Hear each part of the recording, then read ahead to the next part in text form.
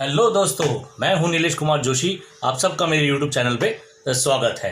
दोस्तों, हर किसी का सपना होता है कि एक दिन पढ़ लिख के जाना है, अब्रॉड में काम करना है और पैसे कमाना है। दोस्तों, आज मैं इस वीडियो के माध्यम से आप लोगों के सामने 5 ऐसी बहुत इंपॉर्टेंट टिप्स दूंगा। अगर आप उसको फॉलो करते हो तो यकीनन आप अब्रॉड में अच्छी कंपनी में अच्छी तनख्वाह पे काम कर सकते हो। दोस्तों, आप सबको मालूम है या सब जानते हैं कि अब्रॉड जाने के लिए या विदेशों में जाने के लिए आपके पास पासपोर्ट का होना बहुत ज़रूरी है। लेकिन आप कहोगे कि सर आप ये क्या बात बता रहे हो, पासपोर्ट तो कहीं बाहर जाने के लिए लगती है। लेकिन दोस्तों, आपको क्या पता है कि आपका पासपोर्ट ईसीआर है या ईसीएनआर है? दोस्तों, ईसीआर यानी इमिग्रेशन रिक्वायर्ड, ईसीएनआर यानी इमिग्रेशन नॉट रिक्वायर्ड। जो लोग 10th स्टैंडर्ड में फेल होते हैं या उससे कम पढ़े लिखे होते हैं उन्हें ईसीआर इमिग्रेशन रिक्वायर्ड पासपोर्ट की जरूरत पड़ती है। जो लोग 10th 12th या ग्रेजुएट होते हैं तो उन्हें ईसीएनआर की पासपोर्ट की जरूरत होती है। यानी अगर ईसीआर पासपोर्ट आपका है इमिग्रेशन रिक्वायर्ड तो विदेशी कंपनियां आपको लेने में जरा संकोच करती है। अगर आपका पासपोर्ट ईसीएनआर है इमिग्रेशन नॉट रिक्वायर्ड तो आपके लिए जॉब की सुविधा उपलब्ध हो जाती है, यानी कि आपको लेने में वो ज़्यादा संकोच नहीं करती है। अब हम आते हैं दूसरी इंपॉर्टेंट टिप्स पे।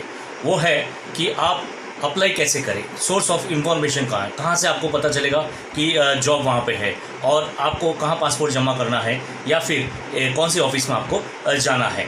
तो दोस्तों, आपके लिए मैं कहूँगा कि एक न्यूज़पेपर आता है जिसका नाम है असाइनमेंट अब्रॉड टाइम्स, जिसके अंदर कुछ पेज होते हैं जो उन पेजों पे आपको अब्रॉड की पूरी संपूर्ण जानकारी होती है। कंपनी कौन सी है, कहाँ पे वैकेंसी है, कौन सी कंट्री में वैकेंसी है। तो इस तरह से वो वैकेंसी देने वालों के ऑफिसों के एड्रेस भी होते हैं। दोस्तों, आप बहुत लोगों से सुनते हो कि कुछ एजेंट या एजेंटों के बारे में कि उन्होंने लोगों से पैसे लिए और लोगों के पैसे भी डूब गए और उनको पासपोर्ट भी नहीं मिले। तो मैं उसके लिए आपको कहूँगा दोस्तों कि असाइनमेंट अब्रॉड टाइम्स बहुत अच्छा पेपर है। उसके अंदर आप जब न्यूज़ देखते हो तो ऑफिस का एड्रेस, उसके एडवर्टाइजमेंट, उसके नीचे लिखा होता है कि 1000+ पासपोर्ट या 1000+ या 2000 या 5000+ पासपोर्ट, यानी इतने पासपोर्ट वो ले सकते हैं और वो गवर्नमेंट अथॉराइड या गवर्नमेंट से उनका लाइसेंस होता है, ओवरसीज ऑफिस होती है जिनको सरकार मान्यता प्राप्त होती है और वो 10 साल 20 साल 25 साल से काम कर रही है। ऐसे बहुत से आपका ऑफिस है, अब मिल जाएगी। अब हम आते हैं तीसरे महत्वपूर्ण टिप्स पे। दोस्तों, आपको ये पता होना चाहिए कि जब आप वैकेंसी असाइनमेंट अब्रॉड टाइम्स या ऐसे पेपरों में जब वैकेंसी देखते हो तो आपको देखना है कि कौन सी कंट्री में है, कंपनी का नाम क्या है। कंपनी की इंफॉर्मेशन आपको गूगल पे भी आप अगर सर्च करते हो तो मिल जाएगी आपको। उसके बाद आपको ये देखना है कि जॉब जो है वो आपका शॉर्ट टर्म है यानी कि शटडाउन है या आपका लॉन्ग टर्म है यानी प्रोजेक्ट में है। अब शटडाउन और लॉन्ग टर्म दो प्रकार के वहाँ पे जॉब अवेलेबल होते हैं। जैसे दुबई में है, मस्कत में है, ओमान में है, कतार में है, कुवैत में है और बहरीन में है। आज आप जानते होंगे कि इंडियन मैन पावर जैसे लेबर है, वर्कर है, इलेक्ट्रिशियन है, फिटर है, इंस्ट्रूमेंट टेक्नीशियन है और सेफ्टी प्रोफेशनल्स है। तो काफ़ी अलग अलग प्रकार के स्किल या ट्रेड बेस के लोग वहाँ पे काम करते हैं। तो शटडाउन में फ़ायदा ये होता है कि वो कम टाइम का जॉब होता है जहाँ पे आपको 1 महीना 2 शटडाउन जॉब यानी 3 to 6 month job, long term यानी 2-2 साल के प्रोजेक्ट। शटडाउन में फ़ायदा ये होता है कि वहाँ पे मैन पावर की ज़्यादा ज़रूरत होने की वजह से एक्सपीरियंस होल्डर के साथ साथ जो अब्रॉड एक्सपीरियंस होल्डर लोग हैं उनके साथ साथ फ्रेशर लोग को भी जॉब मिल जाता है।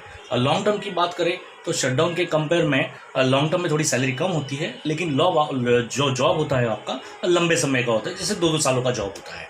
अब शटडाउन में as compared to long term एक तो मैन पावर की ज़्यादा रिक्वायरमेंट होती है तो फ्रेशर को भी चांस मिल जाता है। दूसरी चीज़, शटडाउन में कम पीरियड होने की वजह से आपको ओवर टाइम ज़्यादा होती है। तो मेन मिडिल ईस्ट या गल्फ कंट्रीज में जितनी ओवर टाइम होगी सैलरी आपको ज़्यादा मिलेगी।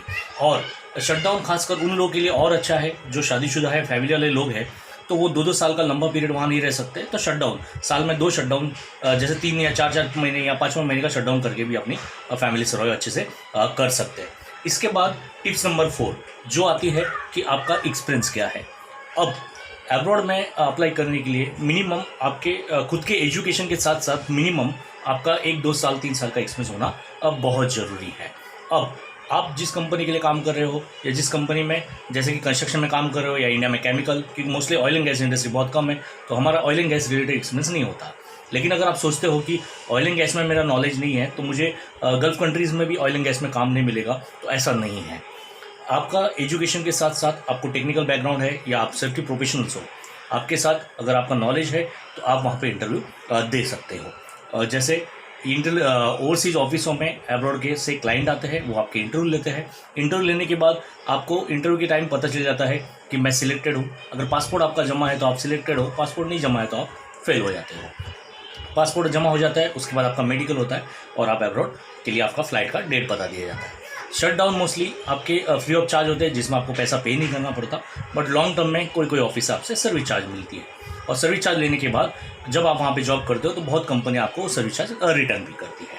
अब बारी आती है आपकी मोस्ट इम्पोर्टेंट, ऊपर की जो 4 टिप्स थी ये उन सब लोग के लिए है जो टेक्नीशियन है, जैसे वेल्डर है, इलेक्ट्रिशियन है, फिटर, इंस्ट्रूमेंट टेक्नीशियन है, लेबर कैटेगरी से लगा के हर कोई है, प्लस इंजीनियर्स है और प्लस सेफ्टी प्रोफेशनल्स है।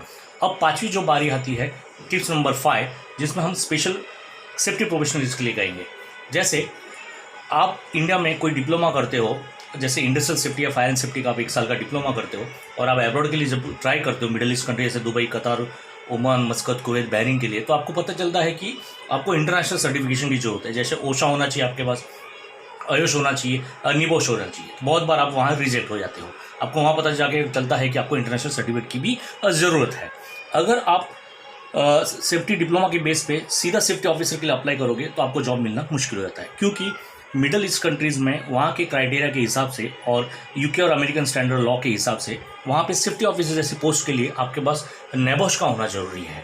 और अगर आप अप्लाई फर्स्ट टाइम करते हो, आपका डिप्लोमा है, ये तो आपको स्टार्टिंग में फायर वॉच या सेफ्टी वॉच के लिए अप्लाई करना चाहिए, जहाँ पर आपका ओशा आयुष के साथ साथ, या अगर आपके पास कभी ओशा आयुष नहीं भी हुआ तो भी आपका काम हो जाता है। लेकिन कोशिश कीजिए कि आपके डिप्लोमा के साथ आपके पास कोई ना कोई यूके स्टैंडर्ड या अमेरिकन स्टैंडर्ड के सर्टिफिकेट होना जरूरी है। ओशा आयुष, ओशा जहाँ पे आपका 30 आवर्स की ट्रेनिंग होती है, आपको सर्टिफिकेशन मिल जाता है। आयुष जहाँ पे आपका 4 दिन का ट्रेनिंग होता है। अभी तो कोरोना की वजह से सब कुछ कोर्सेज आपके ऑनलाइन हैं, तो ईजी अवेलेबल आपके लिए हो जाता है। कोई भी यूके फ्रेंचाइजी से आप अपने कोर्स कर सकते हैं। इस तरह से दोस्तों ये 5 टिप्स अगर आप फॉलो करते हो तो आपको जॉब में अच्छी फ़ायदेमंद है और आप एब्रॉड में आपका काम करने का सपना पूरा हो सकता है। अभी तो इस वीडियो के अंदर आपको जो भी चीज़ें टिप्स बताई गई है, अगर आपको सच में अच्छी लगी हो तो लाइक्स और सब्सक्राइब जरूर कीजिए, ताकि मेरी हर नई इन्फॉर्मेशन सेफ्टी रिलेटेड हो या अदर कोई भी चीज़ों के बारे में आपको सीधे डायरेक्ट सब्सक्राइब करने के बाद आपके इसमें मिल सके।